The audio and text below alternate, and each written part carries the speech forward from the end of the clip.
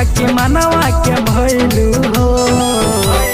भले आइल बाड़ू इहा नाचे हो, बाकी मनवा के भइलू हो।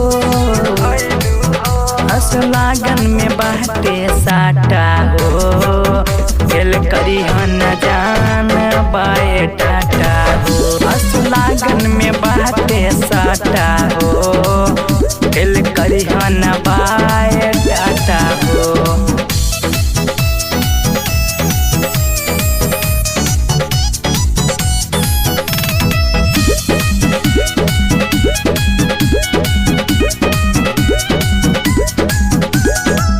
जब नमरी दिखैनु हो, तब तब घगरी उठैनु हो।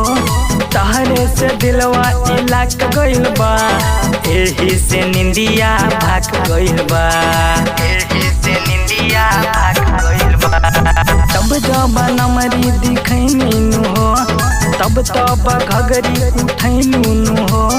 तहरे से दिलवा इलाक गइल बा, एही से निंदिया भाग गइल बा। तनी आवेला हमर सोना, तनी लेट तू करी हो।